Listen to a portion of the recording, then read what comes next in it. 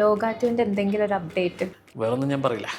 Actually കാണാൻ ആഗ്രഹിച്ചിരുന്നത് directed by എന്നുള്ളതാണ്. ഡയറക്ടറാവാൻ വേണ്ടിയിട്ടാണ് വന്നത്. മോളിവുഡ് അതിൽ കുറച്ച് പരിപാടിയേ ഞാൻ ചെയ്തിട്ടുള്ളൂ. ഞാൻ ഭയങ്കര മടിയനാണ്. ഈ അസിസ്റ്റൻറ്റ് ഡയറക്ടർ പണി എന്ന് പറയുന്നത് ഭീകരമായിട്ട് നല്ല പണിയെടുക്കേണ്ട ഏരിയ.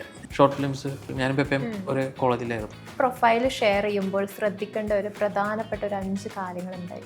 ഒരു ആക്ടറെ ഓഡിഷൻ ടൈമിൽ പിഴിഞ്ഞെടുക്കാൻ പറ്റുമോ അതെല്ലാം ചെയ്തിട്ടാണ് സെലക്ഷനിലേക്ക് എത്തുന്നത്. ഒരുവിധം 50% പുതിയ ആൾക്കാരെ തന്നെ ആഡ് ചെയ്യാൻ ശ്രമിക്കാറുണ്ട്. ചിലപ്പോൾ പൊട്ട ഐഡിയ ആയിരിക്കും, ചിലപ്പോൾ അതിന് എന്തെങ്കിലും സ്പാർക്കോ കാര്യങ്ങളോ വന്നു കഴിഞ്ഞാൽ ചിലപ്പോൾ അതിനനുസരിച്ചുള്ള ചേഞ്ചസ് ഉണ്ടാവാറുണ്ട്.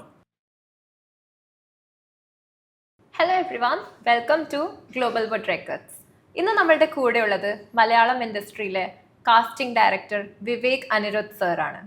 Welcome to the show sir. Thank you. So പണ്ട് നമ്മളുടെ മലയാളം ഇൻഡസ്ട്രിയിൽ കാസ്റ്റിംഗ് ഡയറക്ടർ എന്നുള്ളൊരു പേരോ ഒന്നും ഉണ്ടായിരുന്നില്ല. അസിസ്റ്റൻറ്റ് ഡയറക്ടറോ ഡയറക്ടർമാരൊക്കെ തന്നെയായിരുന്നു ഓരോ ക്യാരക്ടേഴ്സും കൊണ്ടുവരാറ്. പക്ഷേ ഇന്ന് ലോക, നരിവേട്ട, മോളിവുഡ് ടൈംസ് എന്നുള്ള വലിയ പ്രൊജക്ട്സിന് പോലും കാസ്റ്റിംഗ് ഡയറക്ടർ വിവേക് അനിരുദ്ധ് എന്ന പേര് ഭയങ്കര ശക്തിയായി മാറിയിട്ടുണ്ട്. അപ്പം സ്വന്തം പേര് സ്ക്രീനിൽ കാണുമ്പോൾ എന്താണ് തോന്നാറുള്ളത്? സ്വന്തം പേര് ആക്ച്വലി കാണാൻ ആഗ്രഹിച്ചിരുന്നത് ഡയറക്റ്റഡ് ബൈ എന്നുള്ളതാണ്. ഡയറക്ടറാവാൻ വേണ്ടിയിട്ടാണ് വന്നത്. അപ്പോൾ ഞാൻ പോലും പ്ലാൻ ചെയ്യാതെ അറിയാതെ വന്ന് പെട്ടതാണ് കാസ്റ്റിംഗ് ഡയറക്ഷനിലേക്ക്. അത് വരുമ്പോൾ കാണുമ്പോൾ സന്തോഷം, അല്ലാതെ വേറൊന്നുമില്ല.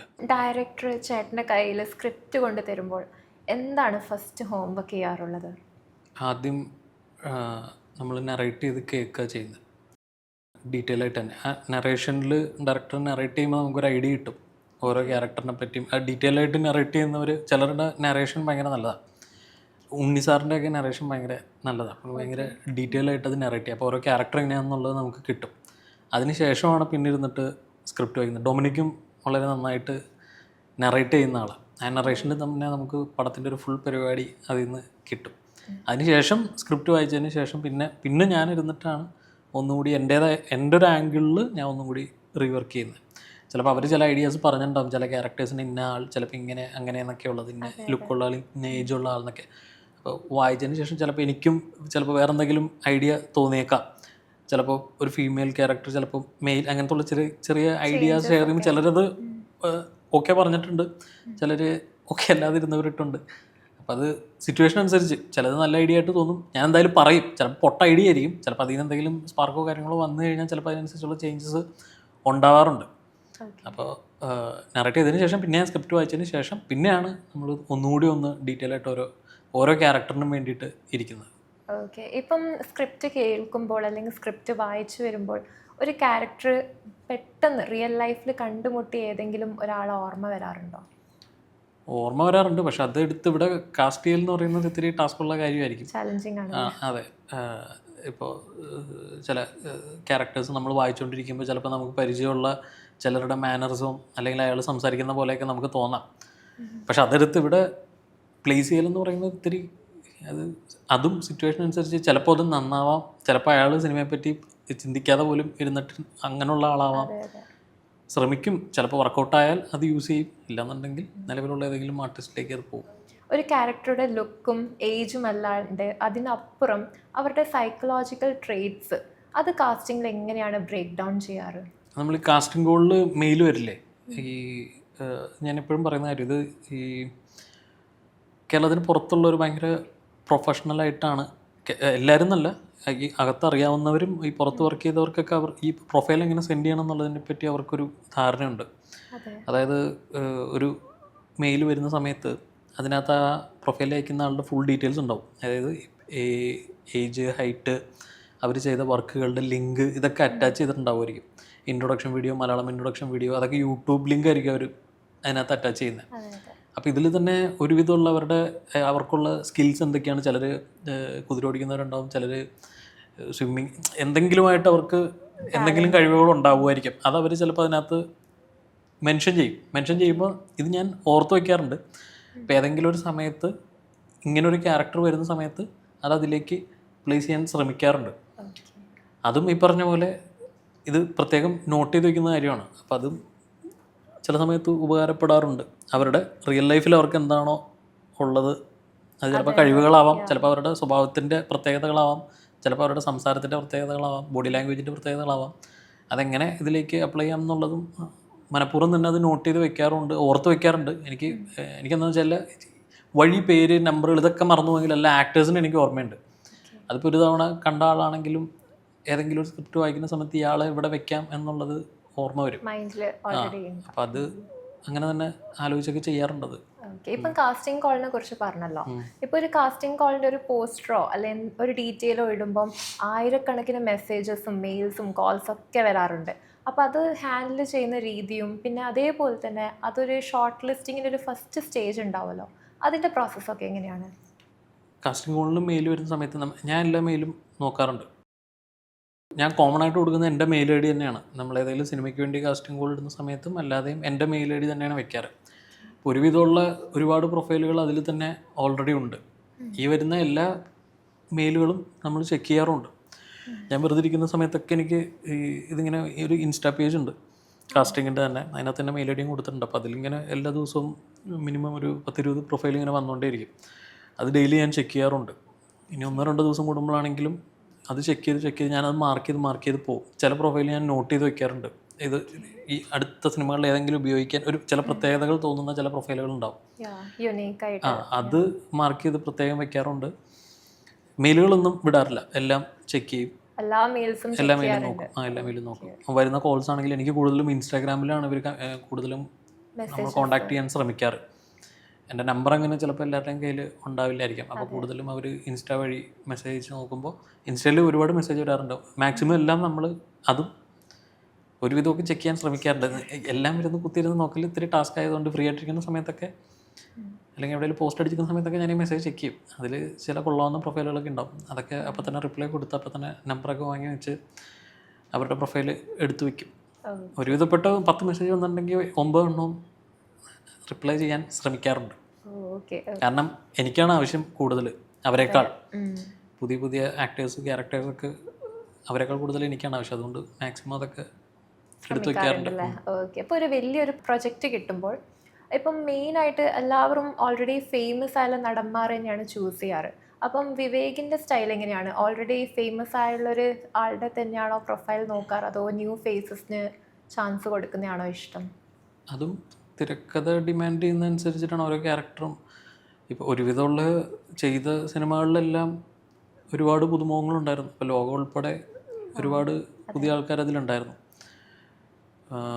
ചെയ്ത എല്ലാ വർക്കിലും ഒരുവിധം 50% പുതിയ ആൾക്കാരെ തന്നെ ആഡ് ചെയ്യാൻ ശ്രമിക്കാറുണ്ട്. ഞാൻ എപ്പോഴും ഒരു ക്യാരക്ടർ വരുന്ന സമയത്ത് പുതിയ ആൾക്കാരെ ട്രൈ ചെയ്യും.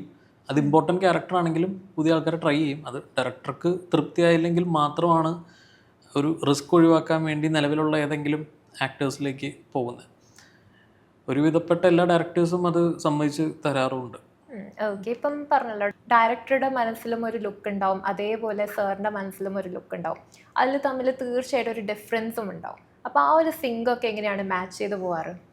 ഈ പറയുന്ന ആദ്യം കഥ കേട്ടതിന് ശേഷം ഡയറക്ടർ ഒരു ഐഡിയ പറയുമല്ലോ, ഈ ക്യാരക്ടർ ഇങ്ങനത്തെ ഒരാളായിരിക്കണം. ചിലപ്പോൾ നിലവിലുള്ള ഒരു ആക്ടറിൻ്റെ റെഫറൻസും പറയുമായിരിക്കും ഇതുപോലെ, അല്ലെങ്കിൽ ഇയാൾ എന്നുള്ളത്. അപ്പോൾ അത് കേട്ടതിന് ശേഷം ഞാൻ ഫുൾ കഥ കേട്ട് സ്ക്രിപ്റ്റും വായിച്ചതിന് ശേഷം ഞാനൊരു ഡെക്ക് ഉണ്ടാക്കും എല്ലാ ക്യാരക്ടറും. അതിപ്പോൾ ഈ ഒരു സീനിൽ വന്നു പോകുന്ന ആളാണെങ്കിലും ത്രൂ ഔട്ടുള്ള ആളാണെന്നുണ്ടെങ്കിലും പ്രൈമറി ക്യാരക്ടർ ആണെന്നുണ്ടെങ്കിലും എല്ലാവർക്കും ഞാൻ എൻ്റെ ഒരു ഐഡിയ ഉണ്ടാക്കും. എന്നിട്ട് അത് എന്തുകൊണ്ടാണ് എന്നുള്ളത് ഡയറക്ടറായിട്ടൊന്ന് ഷെയർ ചെയ്യും. ഡയറക്ടർക്ക് പറയാനുള്ളത് നമ്മളും കേൾക്കും, എനിക്ക് പറയാനുള്ളത് അവരും കേൾക്കും. അതിൽ നല്ല കൊള്ളാവുന്ന ഐഡിയ ആണെന്ന് തോന്നുന്നത് അത് അവർ അക്സെപ്റ്റ് ചെയ്യും, ചിലതവർ റിജക്റ്റ് ചെയ്യും. ഒരു പരിധിവരെ നമുക്ക് ഡയറക്ടറെ ചിലരെ കൺവിൻസ് ചെയ്യാൻ പറ്റുള്ളൂ. പുതിയ ആൾക്കാർ റിസ്ക് എടുക്കാൻ ചിലർക്ക് മടിയുണ്ടാവും, എന്നാൽ പുതിയ ആൾക്കാർ ഓക്കെ ആയിട്ടുള്ള ചിലരുണ്ടാവും. അപ്പോൾ ഇത് രണ്ടും നമ്മൾ ട്രൈ ചെയ്യാറുണ്ട്. കൂടുതലും പുതിയ ആൾക്കാരെ തന്നെ വെക്കാനാണ് ശ്രമിക്കാറ്. ചെയ്ത എല്ലാ സിനിമകളിലും ഒരുപാട് പുതിയ ആൾക്കാരുണ്ട്. നേരത്തെ പറഞ്ഞ പോലെ സ്ക്രിപ്റ്റിൽ ഒരൊറ്റ സീനൊക്കെ ഉള്ള ഒരു ക്യാരക്ടറൊക്കെ ഉണ്ടാവും. അപ്പം അത്രയും മൈനർ ക്യാരക്ടേഴ്സിൻ്റെ ഡീറ്റെയിലിംഗ് ഒക്കെ എങ്ങനെയാണ് ശ്രദ്ധിക്കാറുള്ളത്? അതിനൊരു എക്സാമ്പിൾ പറയാനായിട്ട് ലോകയിലെ നോബഡി എന്ന് പറയുന്ന ക്യാരക്ടർ ആക്ച്വലി സ്ക്രിപ്റ്റിൽ അങ്ങനെ കാര്യമായിട്ട് പുള്ളിക്കാരന് ചെയ്യാനൊന്നുമില്ല. പക്ഷേ ആ കൂട്ടത്തിൽ നിൽക്കുമ്പോൾ എടുത്ത് കാണുന്ന പ്രത്യേകം നോട്ട് ചെയ്യണം എന്നുള്ളതാണ് അതിലാകെയുള്ളൊരു പറഞ്ഞിരുന്ന കാര്യം. അത് നമ്മൾ ഒരുപാട് പേരെ ഇങ്ങനെ ആലോചിച്ച് അതും ഇങ്ങനെ വെച്ച് നോക്കി അതായത് ആദ്യം മൈൻഡിൽ വരുന്ന ഒരുപാട് മുഖങ്ങളുണ്ട്. അതങ്ങ് ആദ്യം മാറ്റി വെച്ചിട്ട് പിന്നെ ഒന്നുകൂടി ഒന്ന് ആലോചിക്കും എന്താണ് ഇവിടെ ഇയാളെ പ്രത്യേകം എടുത്ത് നിർത്താൻ തോന്നിക്കുന്ന അങ്ങനത്തെ ഒരാളെ പിന്നെ അത് അരിച്ച് പെറുക്കി നല്ല എഫേർട്ട് ഇട്ട് നല്ല നല്ല പണിയുള്ളൊരു കാര്യമാണത്. കാര്യം ഒരു സീനോ ഒരു സെക്കൻഡോ ഉണ്ടാവുകയുള്ളായിരിക്കും.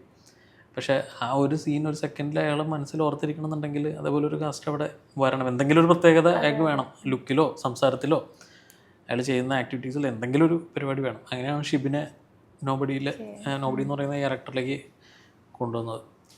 എനിക്ക് ഷിബിന് നല്ല കൽക്കിയുടെ ഡയറക്ടറൊക്കെ ഷിബിനെ പ്രത്യേകം എടുത്ത് പറയുകയും ചെയ്തായിരുന്നു. അപ്പോൾ അത് അങ്ങനെ ട്രൈ ചെയ്യാറുണ്ട്. നമ്മൾ മാക്സിമം എന്താണ് ഇതിലേക്ക് വെക്കാൻ, എത്രത്തോളം ഇത് കൊടുക്കാൻ പറ്റും എന്നുള്ളത് നോക്കിയിട്ട് അങ്ങനെ വെക്കാറുണ്ട്. ലോകയുടെ കാര്യം പറഞ്ഞല്ലോ. അപ്പോൾ ലോകയുടെ കാസ്റ്റിംഗ് എന്ന് പറയുമ്പം നമുക്ക് മെയിനായിട്ട് കുറച്ച് ന്യൂ ഫേസസും പിന്നെ അതേപോലെ നമ്മളെ അറിയപ്പെടുന്നതും അത്രയും ഫേമസ് ആയിട്ടുള്ള നമ്മളുടെ നടന്മാരും കല്യാണി പ്രിയദർശിനി മാമൊക്കെ ആയിരുന്നു. അപ്പം അവരൊക്കെ ഒരു സെറ്റിൽ വരുമ്പം ചലഞ്ചിങ് ആയിരുന്നു. ബിക്കോസ് ന്യൂ ഫേസും ഓൾറെഡി പ്രൊഫഷണലായുള്ള ആക്ടേഴ്സൊക്കെ കൂടെ വർക്ക് ചെയ്യുമ്പോൾ അങ്ങനെയൊന്നും ഉണ്ടായില്ല. ഓഡിഷനിൽ തന്നെ നമ്മൾ 1, 2, 3 റൗണ്ടൊക്കെ നടത്തി അങ്ങനെയൊക്കെ നമ്മൾ 100% ഉറപ്പിച്ചതിന് ശേഷമാണ് അവരെ സെറ്റിലേക്ക് കൊണ്ടുവന്നത്. അതുകൊണ്ട് ആ പ്രശ്നങ്ങളൊന്നും ഉണ്ടായില്ല. ചലഞ്ചസ് ഒന്നും നേരിട്ടുണ്ട് ഇല്ല. ഓക്കെ. വന്ന എല്ലാവരും നല്ല ആക്ടേഴ്സ് വരും. ഓക്കെ. റീൽസിലൊക്കെ കുറേ പേര് ഫേമസ് ആവുന്നുണ്ട്, ഇൻഫ്ലുവൻസേഴ്സ് ആയിക്കോട്ടെ. അപ്പം അവരുടെ പ്രൊഫൈൽസ് ഒക്കെ ചെക്ക് ചെയ്തിട്ട് അവർക്കൊരു സ്പേസ് കൊടുക്കാന്ന് എപ്പോഴെങ്കിലും മനസ്സിൽ തോന്നിയിട്ടുണ്ടോ? ആ ഉണ്ട്. അങ്ങനെ വരുന്ന ചില റീൽസും അല്ലെങ്കിൽ പ്രൊഫൈല് അതും ഞാൻ ആ ലിങ്ക് എടുത്ത് മാറ്റി വയ്ക്കാറുണ്ട്. എവിടെയെങ്കിലും ആവശ്യം വരും എന്ന് തോന്നുന്ന ചില നോട്ട് ചെയ്യാറുണ്ട്. അത് റീൽസിലും അല്ലാതെ വരുന്ന ഈ ഷോർട്ട് ഫിലിംസൊക്കെ കാണും ഞാൻ. ഷോർട്ട് ഫിലിംസ് യൂട്യൂബിൽ വരുന്ന പുതിയ ഷോർട്ട് ഫിലിംസ് എല്ലാം കാണും. അതിലൊക്കെ നല്ല പിള്ളേരുണ്ടാവും. അപ്പോൾ അതൊക്കെ പ്രത്യേകം നോട്ട് ചെയ്ത് വെക്കാറുണ്ട്. ഞാൻ അങ്ങോട്ട് മെസ്സേജ് അയച്ച് അവരുടെ കോൺടാക്ട് എടുത്ത് വെക്കാറുണ്ട്. എവിടെയെങ്കിലും ഇവർ ആവശ്യം വരും, കൊള്ളാം ഇയാൾ കൊള്ളാമെന്ന് തോന്നുന്ന ചില പ്രൊഫൈലുകൾ അങ്ങനെ തന്നെ എടുത്തു വെക്കാറുണ്ട്. പുതിയ ആൾക്കാർ വരുമ്പോൾ ചിലവർക്ക് ക്യാമറ ഫേസ് ചെയ്യുമ്പോൾ ഭയങ്കരമായിട്ട് ടെൻഷനും ഭയങ്കര നെർവസ്നെസ് ഒക്കെ ഉണ്ടാവും. അപ്പം അവരുടെ അടുത്ത് ഒരു നല്ലൊരു ടേക്ക് കിട്ടാൻ വേണ്ടിയിട്ട് വിവേക് എടുക്കുന്ന ഒരു സൈക്കോളജിക്കൽ ട്രിക്ക് എന്തായിരിക്കും? അല്ല, എൻ്റെ പണി എൻ്റെ മെയിൻ പണി ആ ഓഡീഷനും ഇവരെ കണ്ടെത്തലും ആ ഒരു പരിപാടികൾ കഴിഞ്ഞാൽ എൻ്റെ ഒരു ദിവസമുള്ള പരിപാടി കഴിയും.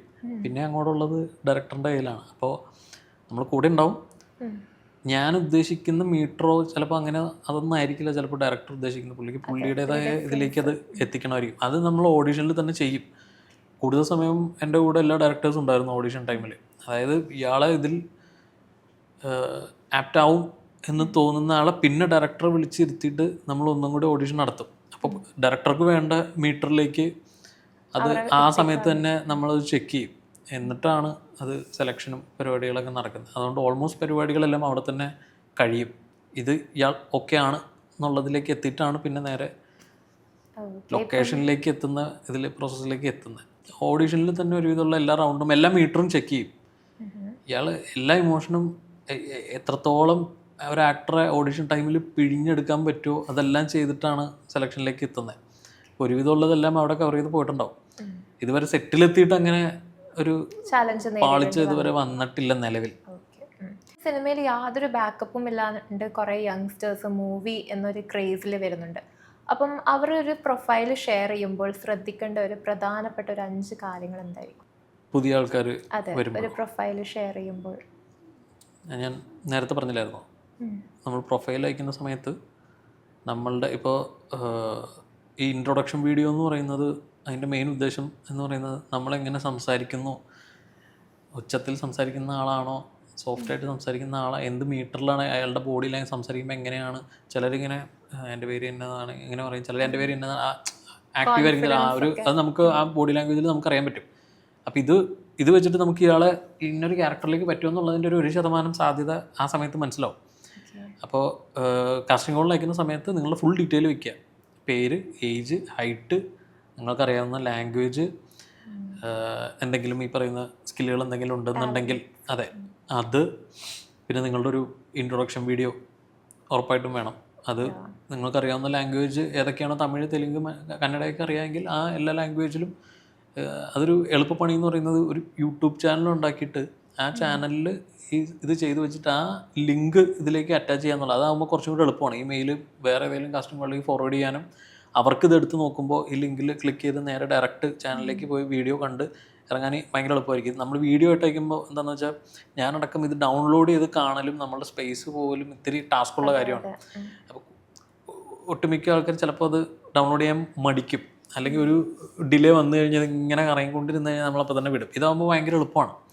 ഇനി എനിക്കത് ഓക്കെ ആയിട്ട് തോന്നിക്കഴിഞ്ഞാൽ എനിക്ക് ആ ലിങ്ക് എടുത്ത് ഡയറക്ടർക്ക് അയക്കാം, ഇതൊന്ന് കണ്ടു നോക്കുമെന്ന് പറഞ്ഞിട്ട് അതും എളുപ്പമുള്ള കാര്യമാണ്. ഇതെല്ലായിടത്തേക്കും നമുക്ക് ഫോർവേഡ് ചെയ്യാൻ എളുപ്പമാണ്.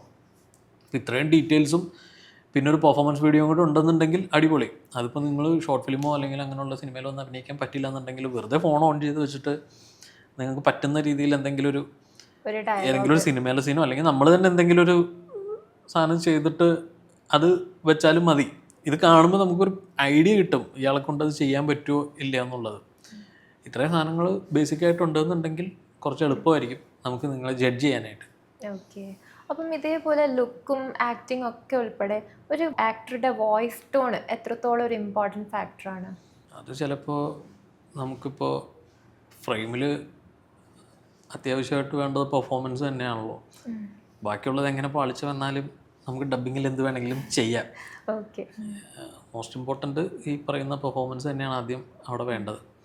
ശബ്ദം എന്ന് പറയുന്നത് എനിക്ക് തോന്നുന്നത് രണ്ടാമത്തെ ഘടകമായിട്ട് തോന്നുന്നുള്ളൂ. ഇയാൾക്ക് പെർഫോമൻസും ഇയാൾക്ക് ആ പറഞ്ഞ മീറ്ററിൽ കാര്യങ്ങൾ ചെയ്യാൻ പറ്റുന്നുണ്ടെങ്കിൽ മറ്റേത് നമുക്ക് എന്തെങ്കിലും ചെയ്യാം. ഇപ്പോൾ ഒരാളുടെ ശബ്ദം എന്തെങ്കിലും പ്രശ്നമുണ്ട് എന്നുണ്ടെങ്കിൽ അതൊരു നെഗറ്റീവൊന്നുമല്ല, അതിന് നമുക്ക് വഴികളുണ്ട്, അത് ചെയ്യാവുന്ന കാര്യമുള്ളൂ. അതങ്ങനെ പ്രശ്നമുള്ള കാര്യമൊന്നുമല്ല. ഓഡിഷനിൽ വന്ന് പെർഫോം ചെയ്യുന്ന ഒരാളുടെ ലുക്കും ഫിസിക്കും ആണോ മെയിനായിട്ട് ശ്രദ്ധിക്കാറ്, അതോ അവരുടെ ഭാവങ്ങളും അവരുടെ ഒരു ആക്ടിങ് സ്കിൽസ് ആണോ മെയിനായിട്ട്? എല്ലാം വരുമല്ലോ അതിൽ, ഫുൾ പാക്കേജ് വരും. വിവേക് സർ ചെയ്തൊരു പീരീഡ് ഫിലിമാണ് നരിവേട്ട. നരിവേട്ടയുടെ കാസ്റ്റിംഗ് എന്ന് പറയുമ്പോൾ ഭയങ്കര ഒറിജിനാലിറ്റി വേണ്ട ഒരു ക്യാരക്ടേഴ്സും കാര്യങ്ങളൊക്കെ ആയിരുന്നു. അപ്പം അത് ചെയ്യുമ്പോൾ എത്രത്തോളം ചാലഞ്ചിങ് ആയിരുന്നു? അതും അനുരാജ്, അതിൻ്റെ ഡയറക്ടർ അനുരാജിന് എനിക്ക് വർഷങ്ങളായിട്ട് എൻ്റെ ഫ്രണ്ടാണ് അനുരാജ്. അപ്പോൾ അനുരാജിനെ പേഴ്സണലി അറിയാവുന്നതുകൊണ്ടും അനുരാജ് എന്തൊക്കെയായിരിക്കും ഒരുവിധം ഉദ്ദേശിക്കുന്നതെന്നുള്ളതിനെ പറ്റി നമുക്കൊരു ഐഡിയ ഉണ്ട്. അപ്പോൾ അത് കുറച്ചും കൂടി കാസ്റ്റിങ്ങിന് കുറച്ചും കൂടി എളുപ്പമാക്കിയായിരുന്നു. പിന്നെ നരിവേട്ട ഞാൻ ആ സിനിമ തുടങ്ങുന്നതിന് ഒരു 1-2 ആഴ്ച മുന്നെയാണ് അതിലേക്ക് എത്തുന്നത്. ലോക ചെയ്യുന്ന സമയത്ത് ഞാൻ കുറേ നാളുകളായിട്ട് ഈ പടത്തിൻ്റെ കൂടെ ഉണ്ട്. ഒരു ഫ്രണ്ട്സാണ്, നമ്മളെ ഏറ്റവും അടുത്ത സുഹൃത്തുക്കളാണ്. സിനിമയെ പറ്റി എനിക്ക് കൂടുതൽ അറിയാം. നരിവേട്ട എനിക്ക് തുടങ്ങുന്നതിന് കുറച്ച് മുന്നെയാണ് ഞാൻ അതിലേക്ക് ജോയിൻ ചെയ്യുന്നത്. അപ്പം അതിൻ്റേതായ ടൈമില്ലാത്തതിൻ്റേതായ കുറച്ച് ടാസ്കുകൾ അതിനകത്ത് ഉണ്ടായിരുന്നു. അപ്പോൾ ഉള്ള സമയത്ത് കൂടുതൽ പണിയെടുത്തിട്ടാണ് അത് തീർക്കാൻ ശ്രമിച്ചത്. അപ്പോൾ അനുരാജിനും ലൊക്കേഷൻ കാണലും അവർക്കും കൂടെ നേരത്തെ ലൊക്കേഷനിലേക്ക് പോകേണ്ട ടാസ്ക്കൊക്കെ ഉള്ളതുകൊണ്ട് കൂടുതൽ കമ്മ്യൂണിക്കേഷൻ ഉണ്ടായിരുന്നത് ഫോണിലൂടെ ആയിരുന്നു. എനിക്ക് ഫോണിലാണ് അനുരാജിനെ, ഞാനാകെ അനുരാജ് കഥ പറയാൻ ചെന്ന സമയത്താണ് അനുരാജിനെ കണ്ടത്. പിന്നെ അനുരാജ് ഈ ലൊക്കേഷൻ കണ്ടും വയനാടും അങ്ങനെയുള്ള കാര്യങ്ങളൊക്കെ ആയിട്ട് പോയിട്ട് കൂടുതൽ കമ്മ്യൂണിക്കേഷൻ നടന്നത് ഫോണിൽ കൂടി തന്നെ. അപ്പോൾ എന്താണ് ഓരോ ക്യാരക്ടർ എന്നുള്ളതിൻ്റെ ഒരു ഐഡിയ അനുരാജ് തന്നിട്ടുണ്ടായിരുന്നു, അതിനൊക്കെ ഒരു റെഫറൻസും തന്നിട്ടുണ്ടായിരുന്നു. അപ്പോൾ അത് വെച്ചിട്ട് നമ്മളൊരു പരിപാടി പിടിച്ചാണ്. അതിലാ താമി എന്ന് പറയുന്ന സെൻട്രൽ ക്യാരക്ടറാണ് എനിക്ക് ഷൂട്ട് തുടങ്ങുന്നതിന് മുന്നേ വരെ കിട്ടാതിരുന്ന ഒരാൾ. അതിലേക്ക് എത്താനായിരുന്നു കുറച്ച് ടാസ്ക്. അത് അന്വേഷിച്ചാണ് ഞാൻ ഈ ലോകം മുഴുവനും കറങ്ങി അവിടെ എല്ലായിടത്തും ചെക്ക് ചെയ്ത് ഒരുപാട് പേരെ ഓഡിഷൻ നടത്തി, ഒരുപാട് പേരെ കുറേ പ്രൊഫൈൽ എടുത്തു, അത് പല ലാംഗ്വേജിൽ നിന്ന് എടുത്തു. അനുരാജിന് അങ്ങനെ തൃപ്തി വരുന്നുണ്ടായില്ല. ലാസ്റ്റ് വന്ന ആളാണ് പ്രണവ്. പ്രണവിനെ അങ്ങനെ കണ്ടുപിടിച്ച. ഇപ്പോൾ ഒരു മൂവീൻ്റെ കാസ്റ്റിംഗ് പോലെ അല്ലാതെ നമ്മളൊരു സീരീസ് ചെയ്യുമ്പോൾ അതിൻ്റെ ഒരു കാസ്റ്റിംഗ് വരുന്നത്. ഈ ഫാർമ സീരീസ് ഇറങ്ങിയപ്പോൾ അതിൻ്റെ കാസ്റ്റിംഗ് ഒക്കെ എങ്ങനെയായിരുന്നു? ഫാർമയും ഈ പറയുന്ന പോലെ അരുൺ പിയാറും ഞാനും ഈ പറയുന്ന പോലെ ഒരുപാട് വർഷങ്ങളായിട്ടുള്ള സുഹൃത്തുക്കളാണ്. ഈ പറയുന്ന സബ്ജക്റ്റും എനിക്ക് കുറേ നാളുകളായിട്ട് അറിയാം. ഞങ്ങൾ ഒരുമിച്ചാണ് ഇതും കൊണ്ട് ഇങ്ങനെ ഒരു ലൊക്കേഷനിലൊക്കെ പോയിക്കൊണ്ട് ഞാൻ പുള്ളിയുടെ കൂടെ തന്നെ ഉണ്ടായിരുന്നു. അപ്പോൾ ഇതിൻ്റെ കഥയും എനിക്ക് A to Z അറിയാം. കാരണം പലതവണ എല്ലാ നറേഷനിലും ഞാനുണ്ടായിരുന്നു. ഒരുപാട് തവണ ഞാൻ ഈ എല്ലാ നറേഷനിലും ഈ കഥയും ഓരോ ക്യാരക്ടറിനെ പറ്റിയും കേട്ടുകൊണ്ടിരുന്നതുമാണ്. പിന്നെ നമ്മൾ ചായ പിടിക്കാൻ പോകുമ്പോഴും അല്ലാതെയൊക്കെ ഇതിനെപ്പറ്റി ഇങ്ങനെ ഡിസ്കഷൻ പൊയ്ക്കൊണ്ടിരിക്കുക. അപ്പോൾ അതിൽ A to Z കാര്യങ്ങൾ എനിക്കറിയാം, പുള്ളിക്ക് എന്താ വേണ്ടതെന്നുള്ളത്. അപ്പോൾ അതൊക്കെ കൂടുതൽ കാസ്റ്റിങ്ങിന് ഉപകാരപ്പെട്ടിട്ടുണ്ട്. ഒരു പറഞ്ഞും അറിയാതെയൊക്കെ നമ്മൾ മറ്റേ ക്യാരക്ടറില്ലേ മറ്റേ അയാൾ മറ്റേ ഇന്ന സീൻ എന്നൊക്കെ പറയുമ്പോൾ അത് ഇങ്ങനെ ഫീഡ് ചെയ്യാതെ തന്നെ അല്ലാതെ തന്നെ നമ്മൾ ബ്രെയിനിലേക്ക് ഇങ്ങനെ കയറിക്കൊണ്ടിരിക്കുക. അപ്പോൾ കൂടുതൽ സംശയങ്ങൾക്കൊന്നും അവിടെ അങ്ങനെ ഇതുണ്ടായിരുന്നില്ല. ഞാൻ ഓഡീഷൻ ഓരോരുത്തരെ വിളിപ്പിക്കുമ്പോൾ സെലക്ട് ചെയ്യപ്പെട്ട ഞാൻ ഇന്ന ആൾക്കാരെ വിളിപ്പിക്കാം അങ്ങനെ സെലക്ട് ചെയ്താണ് കുറച്ച് പേരെ വിളിപ്പിച്ചത്. അതൊക്കെ ഒരുവിധം അതിനോട് ഓക്കെ ആയിരുന്നു. ഈ പറയുന്ന ഒരു ക്യാരക്ടറിന് ഒരു 3-4 പേരെ വെച്ച് നമ്മൾ സോർട്ട് ചെയ്തിട്ട് അതിൽ നിന്ന് പിന്നെ ഒരു ഫൈനൽ ഡിസിഷനിലേക്ക് എത്തുമായിരുന്നു. അതിനും അങ്ങനെ കൺഫ്യൂഷനൊന്നും ഉണ്ടായിരുന്നില്ല. ഇന്ന ആൾ ഇതിങ്ങനെയാണ് എന്നുള്ളത് എനിക്ക് അറിയായിരുന്നു. മൂവിയുടെ കാസ്റ്റിംഗ് ആണോ അതോ നമ്മളുടെ സീരീസിന്റെ കാസ്റ്റിംഗ് ആണോ കൂടുതൽ ടൈം കൺസ്യൂം ആയിട്ട് എൻ്റെ അടുത്ത് ചോദിച്ചത് മറ്റേ സീരീസും സിനിമയും തമ്മിലുള്ള വ്യത്യാസമില്ല. അങ്ങനെ എടുത്തു പറയത്തക്ക വ്യത്യാസമൊന്നും എനിക്കങ്ങനെ ഫീൽ ചെയ്തിട്ടില്ല. ഞാൻ എൻ്റെ പേഴ്സണൽ കാര്യം പറഞ്ഞേ. അങ്ങനെ സീരീസിന് ഇന്ന രീതിയിൽ സിനിമയ്ക്ക് ഇന്ന രീതിയിൽ എന്നൊന്നുമില്ല. ഇതിൻ്റെ കുറച്ച് എക്സ്റ്റെൻഡഡ് വേർഷനാണ് സീരീസ്. അപ്പോൾ അത് ഈ സിനിമയേക്കാൾ കുറച്ചും കൂടി ചിലപ്പോൾ ആ ക്യാരക്ടർ ഒന്ന് നീണ്ടു പോയേക്കാം, അല്ലെങ്കിൽ ഇത്ര എപ്പിസോഡിൽ വന്നേക്കാം, ത്രൂ ഔട്ട് ഷൂട്ട് ഡേയ്സ് കൂടുമായിരിക്കാം. അതങ്ങനെ ഇത് തമ്മിൽ അങ്ങനെ ഉണ്ടെന്ന് എനിക്ക് തോന്നുന്നില്ല. എൻ്റെ കാര്യം പറഞ്ഞാൽ വേറൊരാൾക്ക് എങ്ങനെയാണെന്ന് എനിക്കറിയില്ല. ഓക്കെ, ഇപ്പം ഇത്രയും വലിയ പ്രൊജക്ട്സുകളൊക്കെ ചെയ്യുമ്പോൾ രാത്രിയും പകലൊക്കെ ഇരുന്ന് ഓരോ വർക്കും ചെയ്ത് തീർത്ത് ഭയങ്കര ടയേർഡായിരുന്ന ഒരു മൊമെൻ്റ് ഉണ്ടാവുമല്ലോ. അപ്പം ആ ഒരു റിയൽ വർക്കിൻ്റെ ലൈഫിൽ നിന്ന് എസ്കേപ്പ് ആവാൻ വേണ്ടി ചെയ്യുന്ന എന്താണ്? ട്രാവലിംഗ് ആണോ അതോ എന്തൊക്കെയാണ് ഹോബീസ് സാറിൻ്റെ? ഞാൻ ഒന്നും ചെയ്യാറില്ല. ഫ്രീ ആയിട്ട് ഇങ്ങനെ ഫ്രീ ആയിട്ടിരിക്കുക. എനിക്ക് ട്രാവൽ ചെയ്യുന്നത് ഇഷ്ടമല്ല. വീട്ടിൽ തന്നെ ഇരുന്ന് അത്രയും നല്ലത്.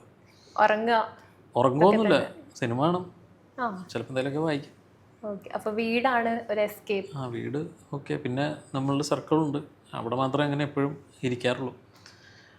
അങ്ങനെ അധികം പുറത്തങ്ങനെ ഇറങ്ങാറില്ല. പിന്നെ വൈകുന്നേരം ആകെ ചായ പിടിക്കാൻ വേണ്ടി പുറത്തിറങ്ങും. അതും നമ്മളുടെ ആ സർക്കിളിലുള്ള ആൾക്കാരുടെ കൂടെ തന്നെ തന്നെ. പിന്നെ കൂടുതൽ സമയം വൈകിട്ടൊക്കെ ഇവരുടെ കൂടെ ആയിരിക്കും ഞാൻ. പിന്നെ അങ്ങനെ സ്ട്രെസ്സോ ഇങ്ങനെ പണിയെടുത്ത് ക്ഷീണിച്ച് അങ്ങനത്തെ അവസ്ഥയൊന്നും ഇതുവരെ ഉണ്ടായിട്ടില്ല. ഇല്ല, അങ്ങനെ ഒരു തോന്നൽ ഇതുവരെ വന്നിട്ടില്ല. സ്ട്രെസ് വരുന്നത് ഈ പറഞ്ഞ ഡേറ്റിൽ ചിലപ്പോൾ ഇതൊക്കെ തീരാതെ അതും. പക്ഷെ അങ്ങനെ സ്ട്രെസ്സായിട്ടൊന്നും തോന്നിയിട്ടൊന്നുമില്ല.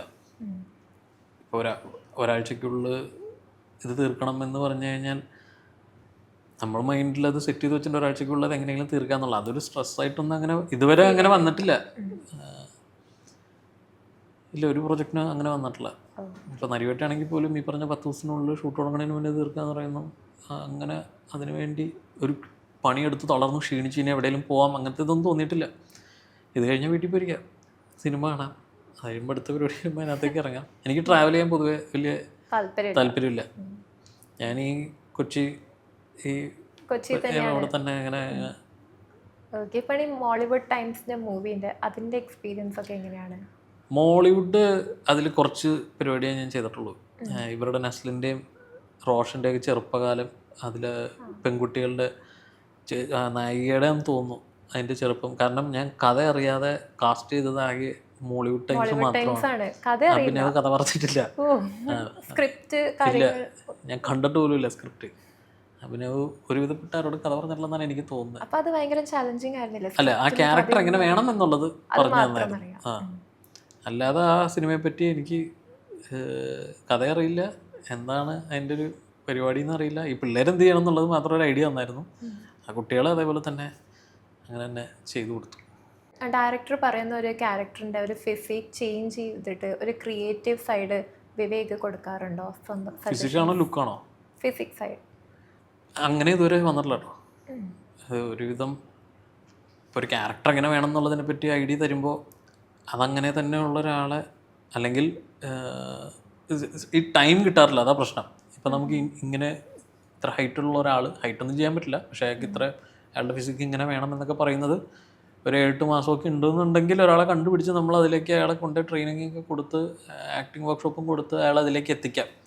ഈ മിക്ക സമയത്ത് ഉണ്ടാവുന്ന പ്രശ്നം എന്ന് വെച്ചാൽ ടൈം കിട്ടാറില്ല എന്നുള്ളതാണ്. ഈ 1 മാസം 2 മാസത്തിനുള്ളിൽ ഷൂട്ട് തുടങ്ങുന്ന പരിപാടിയിലേക്ക് ഈ ചെറിയ ഗ്യാപ്പിൽ ചെയ്ത് തീർക്കേണ്ട കാര്യങ്ങളാണ് കൂടുതലും വരാറ്. അപ്പം അതിനുള്ള സമയം കിട്ടാത്തത് ഒരു പ്രശ്നമാണ്. നമ്മളീ ഉദ്ദേശിക്കുന്ന ഇല്ലെങ്കിൽ അങ്ങനെ ഒരാളെ കണ്ടുപിടിച്ച് അങ്ങനെ തന്നെ വെക്കുക എന്നുള്ളതേ ഉള്ളൂ. പ്രൊഡക്ഷൻ കൺട്രോളർ ടീമിൻ്റെയും പിന്നെ അതേപോലെ കാസ്റ്റിംഗ് ഡയറക്ടറും എങ്ങനെയാണ് ഒരു സിങ്ക്? പിന്നെ അവരുടെ സാലറി, ബഡ്ജറ്റ്, അതൊക്കെ എങ്ങനെയാണ്? ആർട്ടിസ്റ്റിൻ്റെ സാലറി അല്ലേ? അതെ. അത് ഈ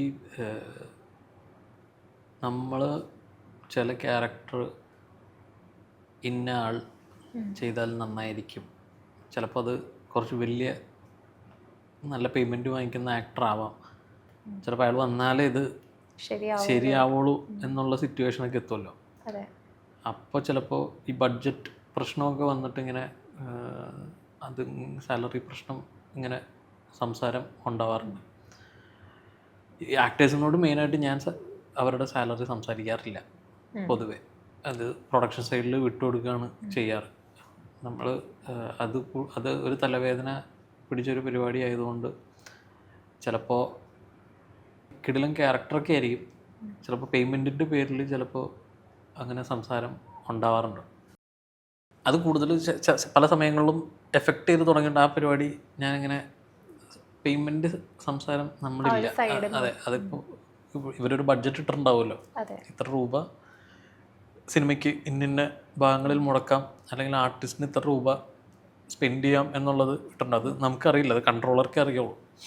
ഒരു കൺട്രോളറെ സംബന്ധിച്ചിടത്തോളം അയാൾക്ക് ഈ പറയുന്ന ബഡ്ജറ്റിൽ തീർത്തു കൊടുക്കുക എന്ന് പറയുന്നത് പുള്ളിയുടെ കയ്യിലിരിക്കുന്ന ടാസ്ക് തന്നെയാണ്. അപ്പം അത് കുറ്റം പറയാൻ പറ്റില്ല ആരെയും. അപ്പം അത് എന്നെക്കൊണ്ട് ഈ പൈസ സംസാരിക്കാൻ പറ്റാത്തതുകൊണ്ട് ഞാൻ നേരെ കൺട്രോളർ ആരാണോ അദ്ദേഹം വിളിക്കും എന്നാണ് പറയാറ്. പിന്നെ അവർ തമ്മിലാണ് സംസാരം ഉണ്ടാവാറ്. ഞാൻ അതിൽ ഇടപെടാറില്ല പൊതുവെ. പിന്നെ ചിലർ വിളിച്ചിട്ട് നമ്മുടെ അടുത്ത് പറയും അവിടെ നിന്ന് ഇത്രയാണ് പറഞ്ഞത്. ആക്ച്വലി നമുക്കതിലൊന്നും ചെയ്യാൻ പറ്റില്ല. പിന്നെ എന്തെങ്കിലും റിക്വസ്റ്റ് ചെയ്യാം കൺട്രോളറോട്, ചേട്ടാ ഇങ്ങനെ എന്തെങ്കിലും ഒന്ന് ഇത് ചെയ്ത് കൊടുക്കുക. ചിലരത് ചെയ്ത് കൊടുക്കാറുണ്ട്. എന്തെങ്കിലും പേയ്മെൻറ്റ് അഡ്ജസ്റ്റ് ചെയ്ത് അങ്ങോട്ട് കൂട്ടിയോ കുറച്ച് എന്തെങ്കിലുമൊക്കെ ചെയ്ത് കുറയ്ക്കല്ല കൂട്ടി കൊടുക്കാറുണ്ട്. അങ്ങനെയൊക്കെയാണ് ഒരു ഡീലിംഗ്. അതെ. ഓക്കെ. ഇപ്പോൾ ഈ മലയാളം ഇൻഡസ്ട്രി നമുക്കൊരു ഗ്ലോബൽ വേൾഡിലേക്ക് പോവുകയാണ്. അപ്പം അതിന് നമുക്ക് പുറമേ നിന്നുള്ളൊരു ആൾക്കാരെ കാസ്റ്റ് ചെയ്യുമ്പം, ദാറ്റ് ഈസ് നോൺ മലയാളീസ് അല്ലെങ്കിൽ നോൺ കേരളൈറ്റ്സിനെ കാസ്റ്റ് ചെയ്യുമ്പം എന്തൊക്കെയാണ് നമ്മൾ ശ്രദ്ധിക്കാനുള്ളത്? അവരുടെ വർക്കിംഗ് ടൈം വ്യത്യാസമുണ്ട്. ഇവിടുന്ന് 8 മണിക്കൂർ എന്നുള്ളത് അവരിവിടെ വരുമ്പോൾ പറയുന്ന പ്രശ്നം അതാണ്. അതായത് നമ്മൾ പറയുന്ന പേയ്മെൻറ്റ്, മലയാളം ഇൻഡസ്ട്രി ആയതുകൊണ്ട് പേയ്മെൻറ്റിന്, നമ്മൾ ചെറിയ ഇൻഡസ്ട്രി ആയതുകൊണ്ട് പേയ്മെൻറ്റ് ഇപ്പോൾ അവർ പെർ ഡേ അവിടെ വാങ്ങിക്കുന്ന എമൗണ്ട് ആയിരിക്കില്ല, അല്ലെങ്കിൽ ഇത്ര ദിവസത്തേക്ക് അവർ വാങ്ങിക്കുന്ന എമൗണ്ട് ആയിരിക്കും ചിലപ്പോൾ നമുക്ക് ഇവിടെ കൊടുക്കാൻ പറ്റുന്നത്. അപ്പോൾ ഈ വർക്കിംഗ് ടൈമും പേയ്മെൻറ്റും അവർക്ക് എപ്പോഴും ഉള്ളൊരു പരാതിയാണ്. അത് അവരെയും കുറ്റം പറഞ്ഞിട്ട് കാര്യമില്ല, നമ്മളെയും കുറ്റം പറഞ്ഞിട്ട്. ഇപ്പോൾ നമ്മുടെ ടൈമും മാറി തുടങ്ങിയല്ലോ ആ മണി. അപ്പോൾ അത് മുന്നേ എപ്പോഴും അങ്ങനെയുള്ള ആർട്ടിസ്റ്റുകളെ വിളിക്കുമ്പോൾ അവർ പറയുന്ന പ്രശ്നങ്ങൾ ഇതായിരുന്നു. വേറെ അങ്ങനെ അവർക്ക് ഇവിടെ വന്നിട്ട് അങ്ങനെ ചിലർക്ക് ഫുഡിൻ്റെ ഒക്കെ പ്രശ്നമുണ്ടെന്ന് പറയുന്നതല്ലാതെ അതൊക്കെ അപ്പം തന്നെ എന്തെങ്കിലും സൊല്യൂഷൻ കൊടുക്കും. വേറെ അങ്ങനെ അവരെ കൊണ്ടുവരുന്നതിൽ പ്രത്യേകിച്ച് പ്രശ്നങ്ങളൊന്നുമില്ല. ഇപ്പം ഫസ്റ്റ് പ്രൊജക്റ്റ് മുതൽ ഇനി വരാൻ പോകുന്ന ഐ ആം ഗെയിം വരെ ഒരു പ്രൊജക്റ്റ് വന്നിരിക്കുകയാണ്. അപ്പം വിവേകിനുണ്ടായ അപ്ഡേറ്റുകൾ എങ്ങനെയാണ് ആസ് എ കാസ്റ്റിംഗ് ഡയറക്ടർ? ഈ ആദ്യ സിനിമ അന്വേഷിപ്പിൻ കണ്ടെത്തുമായിരുന്നു. അത് ചെയ്യുന്ന സമയത്ത് ഇപ്പം നമ്മൾ സ്റ്റാർട്ട് ചെയ്യുകയാണല്ലോ. പിന്നെ ഇപ്പം ഞാൻ ഡയറക്റ്റ് ചെയ്യാൻ നിൽക്കുന്നതുകൊണ്ട് എഴുത്ത് പരിപാടികളൊക്കെ ഉള്ളതുകൊണ്ട് അവർ ആ ഒരു ആംഗിളിൽ ചിന്തിക്കുന്നത് കൊണ്ടായിരിക്കാം ചിലപ്പോൾ എന്നെ ഈ പണി ഏൽപ്പിച്ചത്. അതിൽ നിന്നാണ് തുടക്കം. അതായത് കാസ്റ്റിംഗ് ഡയറക്ടർ ആവാൻ വേണ്ടി ഇതല്ല, ഒരു പടം ഇങ്ങനെ കാസ്റ്റിംഗ് പരിപാടി ചെയ്തപ്പോൾ പിന്നെ ബാക്ക് ടു ബാക്ക് സിനിമകളിങ്ങനെ വന്നുകൊണ്ടിരുന്നതാണ്. അപ്പോൾ എനിക്ക് ആ സമയത്ത് ഈ ആക്ടേഴ്സിൻ്റെ നിലവിലുള്ള ആക്ടേഴ്സിനെയൊക്കെ അറിയാം. കാരണം ഞാൻ അസിസ്റ്റൻറ്റ് ഡയറക്ടറായിട്ട് വന്നാണ്. അത് 14 കൊല്ലം കണ്ടായിപ്പോൾ. അപ്പോൾ എനിക്ക് ഇവിടെയുള്ള നിലവിലുള്ള ആക്ടേഴ്സിനെ അറിയാമെന്നല്ലാതെ ഇപ്പോൾ ഒരു പുതിയൊരാളെ കണ്ടുപിടിക്കണം എന്നുണ്ടെങ്കിൽ ഞാനിത് എവിടെ ഇറങ്ങി തപ്പും എന്നുള്ളത് എനിക്ക് അറിയാൻ പാടില്ലാത്തൊരു കാര്യം തന്നെയായിരുന്നു അത് അന്വേഷിപ്പിക്കുകയും ചെയ്യുമ്പോൾ. അത് കഴിഞ്ഞ് ചെയ്ത സോണി ലിവിൻ്റെ സീരീസിലാണെങ്കിലും ഒരുപാട് അതെല്ലാം പുതിയ ആൾക്കാരാണ്. സോണി ലിവിൻ്റെ സീരീസിൽ ഫുൾ പുതിയ ആൾക്കാരാണ്. വളരെ ചുരുക്കം ആർട്ടിസ്റ്റുകൾ നിലവിലുള്ള ആൾക്കാരുള്ളൂ. ബാക്കി ഒരു 80% പുതുമുഖങ്ങളാണ് അതിനകത്ത്. അപ്പോൾ ഇത് ഓരോന്ന് വന്ന് തുടങ്ങിക്കഴിഞ്ഞപ്പോൾ എവിടെ നിന്നാണ് ഞാനിപ്പോൾ ഇത് കണ്ടുപിടിക്കേണ്ടത് എന്നുള്ളതിനെ പറ്റി എനിക്കൊരു ഐഡിയ തുടക്കത്തിൽ സത്യത്തിൽ ഉണ്ടായിരുന്നില്ല. ഇപ്പോൾ ഒരു 18 വയസ്സുള്ള ഒരു ആൺകുട്ടി വേണമെന്നോ പെൺകുട്ടി വേണമെന്നോ അതിൽ ഇന്ന ക്യാരക്ടർ ഇങ്ങനെയാണെന്നുള്ളത് ഇതിപ്പോൾ എൻ്റെ ഡാറ്റാ ബേസ് ഇല്ലാത്തതുകൊണ്ടോ അല്ലെങ്കിൽ എനിക്കറിയില്ലാത്തതുകൊണ്ടോ ഞാനത് കണ്ടുപിടിക്കാൻ അന്ന് ഭീകരമായിട്ട് ബുദ്ധിമുട്ടിയായിരുന്നു. അത് കഴിഞ്ഞ് പിന്നെ ഓരോ സിനിമകൾ ബാക്ക് ടു ബാക്ക് ഓരോ സിനിമകൾ ചെയ്ത് തുടങ്ങിയപ്പോൾ ഞാൻ കാസ്റ്റിംഗ് ഡയറക്ടർ ആയല്ലോ, അതെ. ആ പദവി കിട്ടിയല്ലോ. അപ്പോൾ ഇന്ന കാസ്റ്റിംഗ് ഡയറക്ടർ എന്ന് പറയുന്ന ഒരു പൊസിഷൻ ഉള്ളത് കൊണ്ട് പിന്നെ ആളുകൾ നമ്മളെ അന്വേഷിച്ച് വരുമല്ലോ. അത് പിന്നെ വലിയൊരു നെറ്റ്വർക്ക് അതിങ്ങനെ വലുതായി പോയി. ഇവിടെ ഇന്നൊരാളുണ്ട്, അയാൾക്ക് പ്രൊഫൈൽ കൊടുത്തു കഴിഞ്ഞാൽ അല്ലെങ്കിൽ അയാളെ കോൺടാക്ട് ചെയ്ത് കഴിഞ്ഞാൽ ചിലപ്പോൾ ഇവർക്ക് ഡയറക്ടേഴ്സിനെയോ അല്ലെങ്കിൽ ഒരു സിനിമയ്ക്കകത്തുള്ള റൈറ്ററോ ഡയറക്ടറോ ചീഫ് അസോസിയേറ്റോ അസിസ്റ്റന്റ് ഡയറക്ടേഴ്സിൻ്റെ അടുത്തോ മുട്ടാൻ ചിലപ്പോൾ അങ്ങോട്ടേക്ക് കിട്ടാൻ സാധ്യതകൾ കുറവായിരിക്കാം. എൻ്റെ അടുത്തേക്ക് ചിലപ്പോൾ അല്ലെങ്കിൽ ഒരു കാസ്റ്റിംഗ് ഡയറക്ടറിൻ്റെ അടുത്തേക്ക് കുറച്ചും കൂടി എളുപ്പത്തിൽ എത്തിപ്പെടാൻ പറ്റുമായിരിക്കാം. കാരണം കാസ്റ്റിംഗ് ഡയറക്ടറിൻ്റെ ജോലി അതായതുകൊണ്ട് എനിക്കാണുള്ള ഒരു കൂടുതൽ ആവശ്യം ഉള്ളത് കൊണ്ടും ഇത് ഞാൻ പിന്നെ അങ്ങനെ വലുതാവാൻ തുടങ്ങി പതിയെ. അത് ഫസ്റ്റ് നമ്മൾ മലയാളം സിനിമകളും ഈ മലയാളി ക്യാരക്ടറുകൾ മാത്രം ഇപ്പം ആദ്യം ചെയ്ത സിനിമകളൊക്കെ അങ്ങനത്തെ ആയിരുന്നു. അതെനിക്ക് പിന്നെ ആ നെറ്റ്വർക്ക് വലുതായി വന്നു കഴിഞ്ഞപ്പോൾ എനിക്കത് പിന്നീട് എളുപ്പമുള്ള കാര്യമായി മാറി. ലോകയും കൂടി വന്നതിന് ശേഷമാണ് അത് ഓൾ ഇന്ത്യ ഒന്ന് ഇങ്ങനെ കിടന്ന് കറങ്ങിയ, ഓൾ ഇന്ത്യ എന്നല്ല മൊത്തത്തിൽ വേൾഡ് വൈഡ് ഒന്ന് കിടന്ന് കറങ്ങിയപ്പോഴാണ് ഇങ്ങനെ അതിനൊരു കാസ്റ്റിംഗ് ഡയറക്ടർ ഉണ്ടെന്നും ഞാനാണ് ചെയ്തതെന്നുള്ള ഡിസ്കഷൻ അല്ല. ഇങ്ങനെ അതിനൊരു കാസ്റ്റിംഗ് ഡയറക്ടർ ഉണ്ടാവുമല്ലോ, അപ്പോൾ അയാളെ കോൺടാക്ട് ചെയ്ത് കഴിഞ്ഞാൽ വേറെ എന്തെങ്കിലും ഇതുപോലെ വലിയ പ്രോജക്റ്റ് വരികയാണെന്നുണ്ടെങ്കിൽ അതിനകത്തേക്ക് കിട്ടാൻ സാധ്യതയുണ്ടോ എന്നുള്ളത് മറ്റ് ലാംഗ്വേജിലുള്ള ആക്ടേഴ്സും കൂടി നമ്മൾ കോൺടാക്ട് ചെയ്യാൻ തുടങ്ങിയത്. എനിക്ക് പറഞ്ഞാൽ ആ ഒരു സമയമായപ്പോഴേക്കും ഒരുവിധമുള്ള എല്ലാ ലാംഗ്വേജിലുള്ള എല്ലാ ആക്ടേഴ്സും കോണ്ടാക്ട് ചെയ്ത് തുടങ്ങിയായിരുന്നു. ഇപ്പം എൻ്റെ കയ്യിൽ ഇഷ്ടംപോലെ ഒരു ഡാറ്റാബേസും ഉണ്ട്. എല്ലാ ലാംഗ്വേജിലെയും എല്ലാ ആക്ടേഴ്സും വലുതും ചെറുതുമായിട്ടുള്ള എല്ലാ ആക്ടേഴ്സുമായിട്ട് ഇപ്പം നമുക്ക് കോണ്ടാക്റ്റും ഉണ്ട്. ഞാൻ അങ്ങോട്ട് സംസാരിച്ചതും ഇങ്ങോട്ട് സംസാരിച്ചതുമായിട്ട് എല്ലാവരുമായിട്ടുള്ള ഉള്ളൊരു കണക്ഷൻ അത് വലുതായിട്ട് തന്നെ വന്നിട്ടുണ്ട്. അപ്പോൾ അതെനിക്ക് കൂടുതൽ ഉപകാരപ്പെടുന്നുണ്ട്. പുതിയ ആൾക്കാരാണെങ്കിലും എല്ലാ ലാംഗ്വേജിലും, ഹിന്ദി, തമിഴ്, തെലുങ്ക്, കന്നഡ, ഏത് ലാംഗ്വേജിൽ നിന്നാണെങ്കിലും എനിക്കിപ്പോൾ ആക്സസ് ഉണ്ട്. അതിൽ നിന്ന് എനിക്കിപ്പോൾ എല്ലാ സ്റ്റേറ്റിലും അവിടുത്തെ ലാംഗ്വേജിലെ ആൾക്കാരുമായിട്ടും ബന്ധമുണ്ട്. അത്യാവശ്യം എനിക്ക് എന്തെങ്കിലും ആവശ്യം വന്നു കഴിഞ്ഞാൽ വിളിച്ചാൽ എനിക്ക് എളുപ്പത്തിൽ കിട്ടാൻ പാകത്തിനുള്ള ആളുകൾ ഇപ്പോൾ അതാത് ലാംഗ്വേജിലുണ്ട്. അതെനിക്ക് എളുപ്പമാണ്. അവർക്ക് എന്തെങ്കിലും ആവശ്യം വന്നു കഴിഞ്ഞാൽ അവരെന്നെ വിളിച്ചാലും ഞാൻ അവരെ ഹെൽപ്പ് ചെയ്യും, അവരിങ്ങോട്ട് ഹെൽപ്പ് ചെയ്യും. ഇപ്പം അങ്ങനെയുള്ളൊരു കണക്ഷൻസ് ഇങ്ങനെ ബിൽഡായി വലുതായി അതൊരു വലിയ സർക്കിളായി മാറിയിട്ടുണ്ട്. ഇപ്പോൾ അതൊക്കെ ഇപ്പോൾ കുറച്ച് എളുപ്പമുള്ള കാര്യമാണ്. പിന്നെ മറ്റു ലാംഗ്വേജിൽ നിന്നുള്ള പ്രൊജക്റ്റുകളും അങ്ങനത്തെ എൻക്വയറീസും അതൊക്കെ അങ്ങനെ നമ്മുടെ ഒരു കയ്യിലിരുന്നൊരു പരിപാടി വലുതായി വലിയൊരു സർക്കിളായി മാറി എന്നുള്ളതാണ്. ഈസി ആക്സസ് ആണ് നമുക്ക് എല്ലായിടത്തും. ഇപ്പം കുറച്ചും കൂടെ എളുപ്പമായിട്ട് നമുക്ക്. ഓക്കെ, അതേപോലെ വിവേക് സാറിന്റെ പേഴ്സണലി ഇഷ്ടപ്പെട്ട ഒരു കാസ്റ്റിംഗ് ഏത് ജോണർ മൂവിയിലേക്കും? എനിക്ക് പേഴ്സണലി കൂടുതൽ ഫാന്റസി സിനിമകളോടാണ് താല്പര്യം. അത് തെരഞ്ഞു പിടിച്ച് അത് കാസ്റ്റ് ചെയ്യാനാണ് കൂടുതൽ. കാസ്റ്റ് ചെയ്യാനല്ല, കാണാൻ. അതാണ് കാസ്റ്റ് ചെയ്യാൻ ഏത് ജോണർ മൂവീസ് ആയിരിക്കും താല്പര്യം? അതിനങ്ങനെ ഇന്ന ജോണറിലുള്ള കാസ്റ്റ് ചെയ്യണമെന്നില്ല. അത് ഏത് പടം വന്നാലും കാസ്റ്റ് ചെയ്യും. എനിക്ക് പേഴ്സണലി കാണാൻ താല്പര്യമുള്ളത് ഫാന്റസി മൂവികളാണ്. ഫാന്റസി, കോമഡി, ആക്ഷൻ, റൊമാൻസ് ഒക്കെ പിന്നെ എൻ്റെ താഴെ പോകുള്ളൂ. ഇതൊക്കെ എനിക്ക് കുറച്ച് തെരഞ്ഞു പിടിച്ച് കാണുന്ന പരിപാടികളാണ്. ഇപ്പം നേരത്തെ പറഞ്ഞ പോലെ നമുക്ക് വെൽ എസ്റ്റാബ്ലിഷ്ഡ് ആയിട്ടുള്ള ഒരു ആക്ടർ, അവരെ കൊണ്ട് അവർ സ്ഥിരം ചെയ്യുന്നൊരു ക്യാരക്ടർ അല്ലാണ്ട് പുതിയൊരു ക്യാരക്ടർ അല്ലെങ്കിൽ നെഗറ്റീവ് റോളിലേക്ക് ഒരു ക്യാരക്ടർ ട്രൈ ചെയ്യിപ്പിക്കാൻ നോക്കിയിട്ടുണ്ടോ? ഉണ്ട്. എന്ന് പറഞ്ഞാൽ എന്താണെന്ന് വെച്ചാൽ ഇത് സ്ഥിരം ഒരു ആക്ടർ സ്ഥിരം ചെയ്തു വരുന്ന ഒരു ഇമേജിൽ നിന്ന് അത് ബ്രേക്ക് ചെയ്ത് വേറൊരു ക്യാരക്ടറിലേക്ക് പിടിപ്പിക്കാനുള്ള ശ്രമം നടത്താറുണ്ടോ? അത് ഭയങ്കര ചാലഞ്ചിങ് ആണോ? ചാലഞ്ചിങ് ആണോ എന്ന് വെച്ചാൽ ഇത് വർക്കൗട്ട് ആവണം. ഇപ്പോൾ കോമഡി മാത്രം ചെയ്തുകൊണ്ടിരുന്ന ഒരാൾ പെട്ടെന്നൊരു സീരിയസ് ക്യാരക്ടറിലേക്ക് വരുമ്പോൾ 100% അതങ്ങനെ ഓക്കെ ആവണമെന്നൊന്നുമില്ല. ഇതൊരു ചെയ്ത് കഴിഞ്ഞാലേ പറയാൻ പറ്റുള്ളൂ അത് വർക്കൗട്ടായോ ഇല്ലയോ എന്നുള്ളത്. ചില ക്യാരക്ടേഴ്സ് വർക്കൗട്ട് ആവാത്തത് കൊണ്ട്, നന്നായിട്ട് വർക്കായതുകൊണ്ട് ഇത് ഫൈനൽ ഔട്ട് വന്നാൽ ഇത് നമുക്കൊരു ഐഡിയ കിട്ടുള്ളൂ. ചിലപ്പോൾ ജഡ്ജ്മെൻ്റൊക്കെ പാളാം, ഇതൊക്കെ സംഭവിക്കാം. പക്ഷേ ഇത് മൊത്തത്തിലുള്ള പരിപാടി കഴിഞ്ഞാൽ മാത്രമേ നമുക്കിത് അറിയാൻ പറ്റുള്ളൂ ഇത് വർക്കായോ ഇല്ലയോ എന്നുള്ളത്. പലപ്പോഴും മറ്റുള്ളവരുടെ ജീവിതം മാറ്റിമറിക്കുന്ന ഒരു ബ്രേക്ക് കൊടുക്കുന്ന വ്യക്തിയാണ് വിവേക്. അപ്പോൾ വിവേകിൻ്റെ ലൈഫിൽ ഒരു ബ്രേക്ക് തന്ന വ്യക്തി ആരായിരിക്കും? ഞാൻ ബ്രേക്ക് കൊടുത്തതുകൊണ്ട് അങ്ങനെ ഒന്നല്ല. ഈ ടാലൻ്റ് ഉള്ളവരെ നമ്മൾ അന്വേഷിച്ച് കണ്ടുപിടിച്ച് അങ്ങോട്ടേക്ക് എത്തിക്കുന്നു എന്നുള്ള പരിപാടി മാത്രമാണ് നമ്മൾ ചെയ്യുന്നത്. ഇപ്പോൾ കറക്റ്റായിട്ട് പ്ലേസ് ചെയ്യപ്പെടേണ്ട സ്ഥലത്ത് അവർ എത്തിക്കഴിഞ്ഞാൽ ഓട്ടോമാറ്റിക്കായിട്ട് അവർ കയറിപ്പോവും. നമ്മളതിൻ്റെ ഇടയിലുള്ളൊരു മീഡിയം മാത്രമാണ്. അതാണ് നമ്മുടെ പണി. അവർ എത്തിക്കഴിഞ്ഞാൽ അവരുടെ ടാലൻ്റ് ഉണ്ടെന്നുണ്ടെങ്കിൽ ആരും ഒന്നും ചെയ്താലും ചെയ്തില്ലെങ്കിലും അവർ കയറിപ്പോവും. ഈ എനിക്കെന്ന് പറഞ്ഞു കഴിഞ്ഞാൽ എനിക്ക് ഒരുപാട് പേരുണ്ട്, അത് സിനിമയ്ക്കകത്തും അല്ലാതെയും. നമ്മളിപ്പോൾ എന്തെങ്കിലും ഒരു ശതമാനമെങ്കിലും ആയിട്ടുണ്ടെന്നുണ്ടെങ്കിൽ അത് ഒരുപാട് പേരുടെ പല രീതിയിലുള്ള സഹായങ്ങൾ കൊണ്ട് എത്തിയിരിക്കുന്നതാണ്. അപ്പം അതിന് ഒരാളുടെ പേര് മാത്രം അങ്ങനെ പ്രത്യേകിച്ച് എടുത്തു പറയാൻ പറ്റില്ല.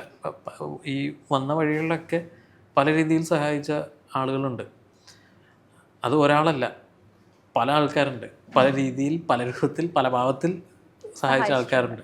അപ്പം അത് ഒരാളിലത് തീരില്ല എന്നുള്ളതാണ്. ഇതെല്ലാം ഒരു എല്ലാവരുടെയും ഹെൽപ്പോടുകൂടി അങ്ങനെ എത്താൻ പറ്റിയതാണ്. സിനിമയിൽ ഇപ്പം വരാൻ ഇൻട്രസ്റ്റ് ഉള്ള ആൾക്കാർ അത്രയും താല്പര്യത്തോടെ വരുമ്പോൾ, ഇപ്പം വിവേക് സാറിൻ്റെ അടുത്ത് വന്ന് ചോദിക്കുമ്പോൾ അപ്പോൾ ഒരു നോ പറയേണ്ട ഒരു പോയിന്റ് ഉണ്ടാവുമല്ലോ. അപ്പം അത് എത്രത്തോളം ബുദ്ധിമുട്ടാണ്? നോ ആരോടും പറയാറില്ല. നോക്കാം ചാൻസ് അല്ലെങ്കിൽ സിനിമയിലേക്ക് ഒരു ഇത് ചെയ്യാനായിട്ട് ചോദിക്കുന്നുണ്ട് എല്ലാവരുമായിട്ട് ഞാൻ കമ്മ്യൂണിക്കേറ്റ് ചെയ്യാറുള്ളതാണ്.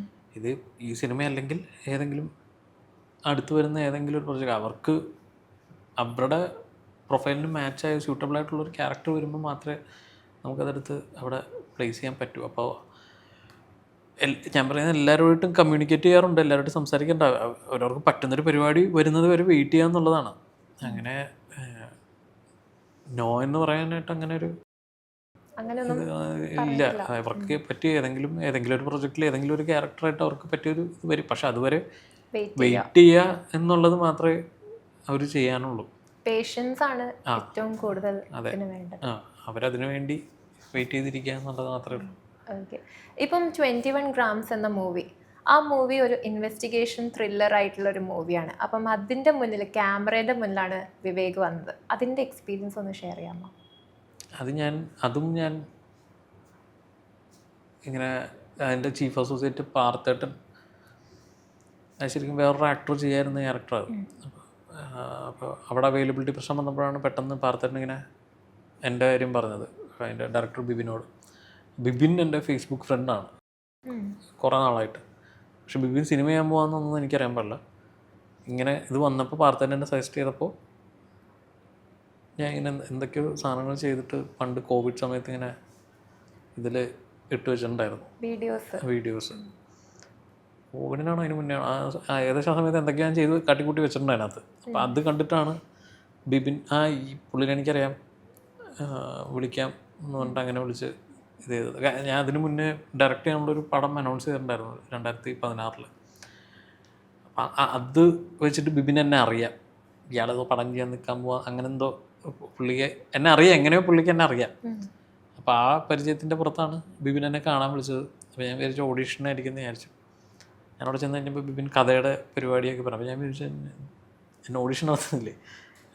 ഓഡീഷനൊന്നുമില്ല, ഇതെനിക്ക് ഓക്കെയാണ്, ഇപ്പോൾ ഈ സംസാരിക്കുന്നത് ഇത് തന്നെ എനിക്ക് അതിൽ കിട്ടിയാൽ മതി, ഓക്കെ ആണെന്ന് കൊണ്ട് വിട്ടു. അത് കഴിഞ്ഞ് 1-2 ആഴ്ച കഴിഞ്ഞപ്പോഴേക്കും അതിൻ്റെ ഷൂട്ട് തുടങ്ങി.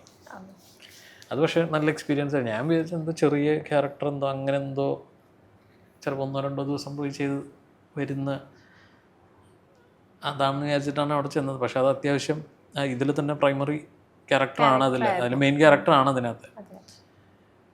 പിന്നെ ഞാൻ വിചാരിച്ചു അതിറങ്ങി നല്ല രീതിയിൽ ആ സിനിമ ഓടുകയും ചെയ്തായിരുന്നു. അപ്പോൾ ഞാൻ വിചാരിച്ചു ഞാൻ നല്ല ആക്ടറായി ഇനി ആ വഴി ചിലപ്പോൾ ഇനി ബാക്ക് ടു ബാക്ക് സിനിമ വരുന്നു. ഒന്നും വന്നില്ല. ആക്ടിങ് താല്പര്യമുണ്ട്. ഞാൻ അതല്ലാതെ കുറേ സിനിമകൾ അഭിനയിച്ചിട്ടുണ്ട്. ഞാൻ പ്രതീക്ഷിച്ചിരുന്നത് ഞാൻ ചിലപ്പോൾ ആക്ടറായിട്ട് ഒരു പോക്ക് പോവുമായിരിക്കും എന്ന് വിചാരിച്ചു. ഒന്നും സംഭവിച്ചില്ല. ഞാനിപ്പോഴും എനിക്ക് ഏറ്റവും അടുത്ത പരിചയമുള്ളവരുടെ സിനിമകളിൽ ഞാനിപ്പോഴും ചോദിക്കാറുണ്ട് എനിക്ക് പറ്റിയ എന്തെങ്കിലും പരിപാടി ഉണ്ടോ എന്നുള്ളത്. ഞാൻ കാസ്റ്റ് ചെയ്യുന്നതിൽ ഞാൻ ഇത് ചെയ്യാറില്ല. ഞാൻ കാസ്റ്റ് ചെയ്യുന്നതിൽ ഞാൻ അഭിനയിച്ചിട്ടുണ്ട്, പക്ഷെ അതെനിക്ക് നിർബന്ധപൂർവ്വം വേണമെന്ന് വിചാരിച്ച് ചെയ്തൊന്നുമല്ല, ഡയറക്ടറും കൂടി പറഞ്ഞിട്ട് ചെയ്തതാണ്. അല്ലാതെ ഞാൻ കാസ്റ്റ് ചെയ്തതിൽ അങ്ങനെ ചോദിക്കാറില്ല. പിന്നെ എനിക്ക് ഇത് കൊള്ളാം എന്ന് തോന്നുന്നത് ചിലപ്പോൾ അങ്ങനെ ചോദിക്കണം എന്ന് തോന്നിയാൽ ഞാൻ ചോദിക്കും, ഉറപ്പായിട്ടും ചോദിക്കും. എനിക്ക് അഭിനയിച്ചൂടെ, ഞാൻ ചോദിക്കും ഉറപ്പായിട്ടും. അപ്പോൾ പിന്നെ എനിക്ക് ചെയ്ത ഒട്ടുമിക്ക സിനിമകളിൽ അങ്ങനെ എനിക്ക് ഞാൻ ചോദിച്ചാലോ എന്ന് അങ്ങനെ തോന്നുന്ന സാധനമൊന്നും എനിക്ക് കാണാൻ പറ്റില്ല. ഒന്നെങ്കിൽ എന്നെക്കാളും പ്രായം കൂടുതൽ, അല്ലെങ്കിൽ പ്രായം കുറവ്. ഇനി എൻ്റെ പ്രായമാണെങ്കിൽ പോലും ഒരിക്കലും എനിക്ക് മാച്ച് ആവാത്തൊരു ക്യാരക്ടറും ആയിരിക്കും. ഇത് ഞാൻ ചെയ്യേണ്ട സാധനമേ അല്ല എന്നെനിക്ക് തോന്നുമായിരിക്കും. അതുകൊണ്ട് ഞാൻ ചോദിക്കാറുമില്ല. ശ്യാം പുഷ്കറിനോട്, ശ്യാമേട്ടനോട് ഇടയ്ക്കിടയ്ക്ക് ഞാൻ വിളിച്ച് ചോദിക്കാറുണ്ടായിരുന്നു. ഞാൻ ആകെ ചോദിച്ചുകൊണ്ടിരുന്നത് പുള്ളിയുടെ അടുത്ത് മാത്രമാണ്. അവരുടെ സിനിമയിൽ ഏതെങ്കിലും ഒന്ന് ഇടിച്ചു കുത്തി കയറിയാൽ കൊള്ളാമെന്നുണ്ടെന്ന് വിചാരിച്ചിട്ട് ഞാൻ ഇടയ്ക്കിടയ്ക്ക് ശ്യാമേട്ടൻ്റെ അടുത്ത് ഇങ്ങനെ ചോദിക്കാറുണ്ട്. ശ്യാമേട്ടൻ ഒരു പ്രാവശ്യം എന്നെ വിളിച്ചിട്ടുമുണ്ട് ഏതൊരു ഇതിന് വേണ്ടിയിട്ട്, കാണാൻ വേണ്ടിയിട്ട്. പക്ഷെ എൻ്റെ പ്രായം കൂടിപ്പോയി എന്ന് പറഞ്ഞിട്ട് അത് വർക്കൗട്ടായില്ലെന്നാണ് തോന്നുന്നത്. പുള്ളിയുടെ അടുത്ത് ഇടയ്ക്കിടയ്ക്ക് ചോദിക്കാറുണ്ട്. അസിസ്റ്റന്റ് ഡയറക്ടറായിട്ടുള്ള ഒരു ലൈഫും ജേർണിയും അതെങ്ങനെയായിരുന്നു? ആക്ച്വലി ആദ്യമായിട്ട് സിനിമയിൽ സ്റ്റാർട്ട് ചെയ്തത് അസിസ്റ്റന്റ് ഡയറക്ടറായിട്ടാണ്. ഒന്നാം ലോക മഹായുദ്ധം എന്ന് പറയുന്ന ഒരു മൂവി.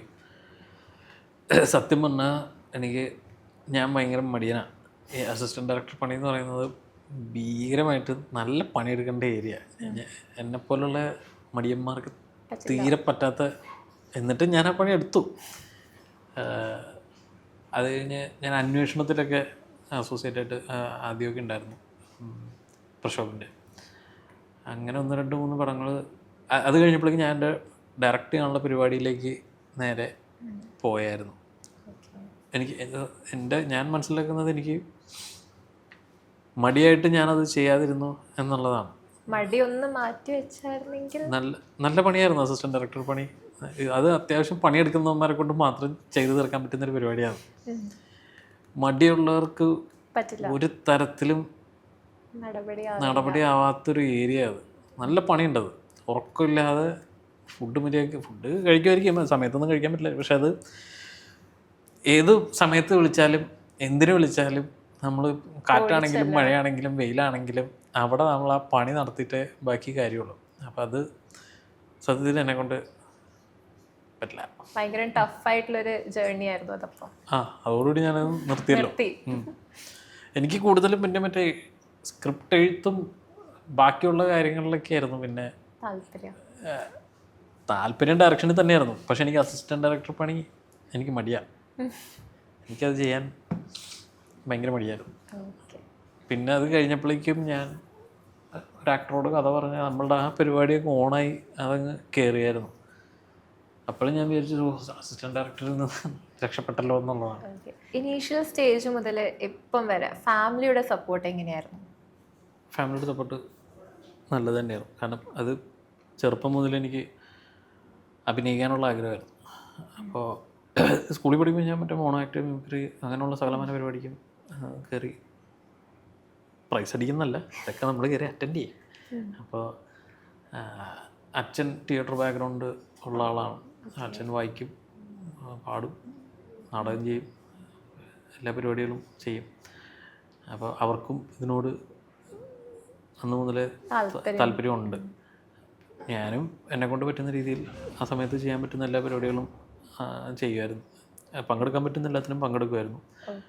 അപ്പോൾ ഈ സിനിമയിൽ അഭിനയിക്കണം എന്നുള്ളത് നമുക്ക് സിനിമയിലാരും ഇല്ലല്ലോ നമ്മളുടെ. അപ്പോൾ അതെങ്ങനെ എത്തും, എങ്ങനെ വരും എന്നുള്ളതിനെ പറ്റി അന്ന് വലിയ ഐഡിയ ഉണ്ടായില്ല. അന്ന് ഈ പേപ്പറിൽ പുതുമുഖങ്ങൾ ആവശ്യമുണ്ടെന്ന് പറഞ്ഞാൽ മറ്റേ ന്യൂസ് വരുന്ന സമയത്ത് അതിനകത്ത് ഫോട്ടോയൊക്കെ അയക്കുമായിരുന്നു. പക്ഷേ ആരും വിളിച്ചിട്ടില്ല. അത് കഴിഞ്ഞ് പിന്നെ +2 കഴിഞ്ഞ് ഞാൻ മഹാരാജ് കോളേജിലാണ് പഠിച്ചത്. അപ്പോൾ അവിടെ വെച്ച് ഇങ്ങനെ ഷോർട്ട് ഫിലിം കാര്യങ്ങളൊക്കെ ചെയ്ത് എങ്ങനെ പോയാലും സിനിമയിലേക്ക് ഇറങ്ങാൻ തന്നെയാണ് പ്ലാൻ. അത് ഏത് രീതിയിലാണെങ്കിലും എങ്ങനെയാണോ അങ്ങനെ. ഈ പറയുന്ന കോളേജിൻ്റെ ആ സമയത്ത് +2 കഴിഞ്ഞ സമയത്താണെങ്കിൽ ഡയറക്ഷൻ ഇങ്ങനെ സിനിമയുടെ പുറകിൽ ഇങ്ങനെ ഒരു പരിപാടി ഉണ്ടെന്നുള്ളതിനെ പറ്റിയൊക്കെ ഒരു ധാരണ കിട്ടുന്നത്. കഥ എഴുതണം, അതിന് ഇങ്ങനെ 1, 2, 3 ഓരോ ഇതുണ്ടെന്നുള്ള അത് ഇങ്ങനെ ഒരു കൗതുകം തോന്നിയപ്പോഴാണ് ആ സൈഡിലേക്ക്. പിന്നെ പറഞ്ഞ പോലെ അത്യാവശ്യം വായിക്കുന്നതുകൊണ്ട് ഇങ്ങനെ വായിക്കുന്ന കാര്യങ്ങൾക്ക് നമ്മളൊരു വിഷ്വൽ കൊടുക്കുമല്ലോ, അപ്പോഴാണ് അതിലേക്കൊരു ചായ് പോകുന്നത്. അപ്പോൾ പിന്നെ ഡയറക്ഷൻ സൈഡ് പിടിക്കാം എന്ന് വിചാരിച്ചു. കോളേജ് പഠിക്കുമ്പോൾ ഷോർട്ട് ഫിലിംസൊക്കെ ഡയറക്റ്റ് ചെയ്തിട്ടുണ്ട്. ലാസ്റ്റ് ഡയറക്റ്റ് ചെയ്താണ് പള്ളിച്ചട്ടമ്പിയുടെ പ്രൊമോ സോങ് ഡാപ്സീനെ വെച്ചിട്ടുള്ള ഓക്കെ. അതാണ് ലാസ്റ്റ് ചെയ്തത്. പിന്നെ കോളേജ് പഠിക്കുമ്പോൾ കുറേ ഷോർട്ട് ഫിലിംസ് ഡയറക്റ്റ് ചെയ്തിട്ടുണ്ട്. പെപ്പേനെ വെച്ചൊക്കെ ഷോർട്ട് ഫിലിം, ഞാനും പെപ്പയും ഒരു കോളേജിലായിരുന്നു. അങ്ങനെ പിന്നെ അസിസ്റ്റൻറ്റ് ഡയറക്ടറായിട്ട് കയറി. അങ്ങനെ പിന്നെ നേരത്തേക്ക് പറഞ്ഞ പോലെ തന്നെ ഇപ്പോൾ ഇവിടെ എത്തി നിൽക്കുന്നു. ഇവിടെ എത്തിയെന്ന് പറഞ്ഞാൽ എവിടെയെങ്കിലും എത്തി. ഓക്കെ. ഇപ്പം പള്ളിച്ചട്ടമ്പി എന്നുള്ളൊരു പ്രൊമോഷണൽ സോങ്, അതിൻ്റെ ഒരു ഔട്ട് ഒരു 30% ഒക്കെ AI വീഡിയോ ഇൻക്ലൂഡ് ചെയ്തിട്ടാണ്.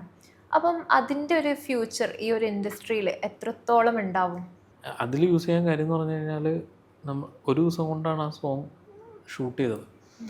പിന്നെ നമ്മളുടെ കുറച്ച് വിഷ്വലി കൊടുക്കേണ്ട, കമ്മ്യൂണിക്കേറ്റ് ചെയ്യേണ്ട ഇതിനകത്ത് ഐഡിയയും ആ തീമും ബേസ് ചെയ്തിട്ടൊരു സാധനം നമുക്ക് കമ്മ്യൂണിക്കേറ്റ് ചെയ്യാനുണ്ടായിരുന്നു. അപ്പം അത് ഷൂട്ട് ചെയ്യലെന്ന് പറയുന്നത് ഇത്തിരി ബഡ്ജറ്റ് കയറി വരുന്നൊരു ഏരിയ ആയതുകൊണ്ടാണ് അത് AI വെച്ചിട്ട് ആ ഏരിയ നമ്മൾ ഷൂട്ട് ചെയ്യാൻ സമയമില്ലാത്തത് കൊണ്ടും അതിന് അത്രയുള്ള ബഡ്ജറ്റ് ഇല്ലാത്തത് കൊണ്ടുമാണ് അത് AI ഒരു വിഷ്വൽ പരിപാടി ഉണ്ടാക്കി നമ്മൾ അത് വെച്ച് അത് കമ്മ്യൂണിക്കേറ്റ് ചെയ്തത്. അപ്പം ഇപ്പം അതിൻ്റെ AIയുടെ ആദ്യത്തെ ഒരു സ്റ്റേജാണല്ലോ നമ്മളിപ്പോൾ കണ്ടുകൊണ്ടിരിക്കുന്നത്. കുറച്ചുകൂടി കഴിയുമ്പോഴേക്ക് ഇത് കുറച്ചും കൂടി ഭയങ്കര റിയലിസ്റ്റിക് ആയിട്ടുള്ളൊരു ഇതിലേക്ക് ഇപ്പോൾ സിനിമകളുടെ പ്രീ പ്രൊഡക്ഷൻ സമയത്ത് തന്നെ നമുക്ക് ചില സീനുകൾ AI വഴി ഒന്ന് ക്രിയേറ്റ് ചെയ്ത് അത് എങ്ങനെ വരും ഈ സീൻ എന്നുള്ളത്, അതിൻ്റെ ലുക്ക് ആൻഡ് ഫീലും മൊത്തത്തിലുള്ള ബാക്ക്ഗ്രൗണ്ടും എന്താണ് നമ്മൾ ചെയ്യാൻ പോകുന്നതെന്ന് എല്ലാവർക്കും ഒരു ധാരണ കിട്ടാൻ. മറ്റേതെന്ന് പറഞ്ഞാൽ നമ്മൾ ഉണ്ടാക്കി കഴിയുമ്പോഴും സെറ്റിൽ വന്ന് ഷൂട്ട് ചെയ്യാൻ തുടങ്ങുമ്പോഴാണല്ലോ നമ്മൾ ഇങ്ങനെയായിരുന്നല്ലേ നമ്മൾ ഉദ്ദേശിച്ചിരുന്നതെന്ന് വെച്ചാൽ ഈ ഇതുണ്ടാകുന്ന സമയത്ത് എല്ലാവർക്കും ഒരു ഐഡിയ കിട്ടും, എല്ലാ ഡിപ്പാർട്ട്മെൻറ്റിനും ഒരു ഐഡിയ കിട്ടും, എന്താണ് നമ്മൾ ചെയ്യാൻ പോകുന്നത്, എന്തൊക്കെയാണ് ഇതിൽ വരാൻ പോകുന്നത്, അതിൻ്റെ മൊത്തത്തിലുള്ള ലുക്ക് ആൻഡ് ഫീൽ എങ്ങനെയാണെന്നുള്ളതിനെ പറ്റിയുള്ള ധാരണ അതിൽ നിന്ന് കിട്ടും. അപ്പം ഇനി അങ്ങോട്ട് AIയുടെ സാധ്യതകൾ അതെ ഭയങ്കരമായിട്ട് കൂടുതലായിരിക്കും. അതിൻ്റെ അപ്ഗ്രേഡ് ചെയ്ത് അത്രയും ഇതിലേക്കൊക്കെ എത്തുമ്പോഴേക്കും എനിക്ക് തോന്നുന്നു ചില സീൻസൊക്കെ ചിലപ്പോൾ AIയിൽ ചെയ്തെടുക്കാൻ പറ്റുമായിരിക്കും. ഇനി അങ്ങോട്ട് ചില ടാസ്കുള്ള ഏരിയാസ് പറ്റുമായിരിക്കും, നല്ല പറ്റും. ഇപ്പം അതിൻ്റെ ആദ്യഘട്ടത്തിലാണല്ലോ നിൽക്കുന്നത്. കുറച്ചുകൂടി കഴിയുമ്പോൾ നമുക്ക് പോലും മനസ്സിലാവാത്ത രീതിയിൽ അതിൻ്റെ ഒരു റിയലിസ്റ്റിക് വേർഷനൊക്കെ നമുക്ക് ഉണ്ടാക്കാൻ പറ്റുമായിരിക്കും. ഇനി വരാൻ പോകുന്ന ഒരു അപ്കമിങ് പ്രൊജക്ട്സിൻ്റെ ഡീറ്റെയിൽസ് ഒക്കെ ഒന്ന് ഷെയർ ചെയ്യാമോ? ഇനി റിലീസാവാനുള്ളത് ഐ എം ഗെയിം എന്ന് പറയുന്നത് August 20 ഇറങ്ങും. ഓക്കെ. പിന്നെ ഉള്ളത് ഷൂട്ട് തുടങ്ങാൻ പോകുന്ന ഒരു കുറച്ച് പ്രൊജക്ട്സ് 3-4 പ്രൊജക്ട്സ് കമ്മിറ്റ് ചെയ്ത് വെച്ചിട്ടുണ്ട്. അത് ഈ പറയുന്ന August September ഒക്കെ ആകുമ്പോൾ അതും സ്റ്റാർട്ട് ചെയ്യും. 2 August സ്റ്റാർട്ട് ചെയ്യും. ഒരെണ്ണം ഒത്തിരി ടൈം എടുക്കും എന്ന് തോന്നുന്നു. അത് അനൗൺസ് ചെയ്യാത്തതുകൊണ്ട് അതിൻ്റെ പേര് ഇപ്പോൾ പറയുന്നില്ല. ഇറങ്ങാനുള്ളത് ഈ പറയുന്ന ഐ എം ഗെയിമാണ്. ഇപ്പം ഈ ഒരു ഇൻഡസ്ട്രിയിൽ വന്നത് ഒരു ഡയറക്ടർ ആവാൻ വേണ്ടിയിട്ടായിരുന്നല്ലോ. അസിസ്റ്റൻറ്റ് ഡയറക്ടറിൽ നിന്ന് കാസ്റ്റിംഗ് ഡയറക്ടർ, അതിനുശേഷം ആക്ട് ചെയ്തു. അപ്പം മുന്നോട്ടുള്ള ഒരു പ്ലാൻ, ഒരു ഫർദർ പ്ലാൻ അല്ലെ ഫ്യൂച്ചർ പ്ലാൻ എന്തായിരിക്കും? സർക്കിളിന് വേണ്ടി എന്തെങ്കിലും സ്ക്രിപ്റ്റ് റൈറ്റിംഗ് അങ്ങനെ എന്തെങ്കിലും മനസ്സിലുണ്ടോ? സ്ക്രിപ്റ്റ് എഴുതി വെച്ചിട്ടുണ്ട്. അത് 2-3 എഴുതി വെച്ചിട്ടുണ്ടായിരുന്നു. അത് ഒരു സമയത്തും അതിങ്ങനെ ഓണാവാനുള്ള പരിപാടികളൊക്കെ വന്നിട്ട് പല കാരണങ്ങളും കൊണ്ട് ഡ്രോപ്പായി പോയത്, അങ്ങനെയുള്ള സംഭവങ്ങളോ ഉണ്ടായിട്ടുണ്ട്. ഇപ്പം മെയിനായിട്ട് ഡയറക്റ്റ് ചെയ്യാനുള്ള പരിപാടികളാണ് ഇനി ചെയ്യാനുണ്ടെങ്കിൽ പ്ലാനിലുള്ളത്. അതായിരിക്കും ഇനി നടക്കാനുണ്ടെങ്കിൽ ചിലപ്പോൾ അല്ല, അതിൻ്റെ പണിയൊരു സൈഡിൽ നടക്കുന്നുണ്ട്. ഇത് നടന്നു കഴിഞ്ഞാലാണല്ലോ പറയാൻ പറ്റൂ അത് നടന്നു എന്നുള്ളത്. അത് നടക്കുമായിരിക്കും. ടു ഏർലി ആണ്, പക്ഷെങ്കിൽ എല്ലാവരും അറിയാൻ ആഗ്രഹിക്കുന്ന ഒരു കാര്യമാണ്. ലോക 2ൻ്റെ എന്തെങ്കിലും ഒരു അപ്ഡേറ്റ് പറയാമോ? ലോക 2ൻ്റെ സ്ക്രിപ്റ്റ്, അതിൻ്റെ പണികൾ ഒരു സൈഡിൽ ഇങ്ങനെ നടന്നുകൊണ്ടിരിക്കുന്നുണ്ട്. വേറൊന്നും ഞാൻ പറയില്ല. വേറെ ഒന്നും. വിവേക്, അപ്പം ഇത്രയും നേരം നമ്മളുടെ കൂടെ ഈ ടൈം ചെലവഴിച്ചതിന് വളരെയധികം നന്ദിയുണ്ട്. Thank you so much. Thank you.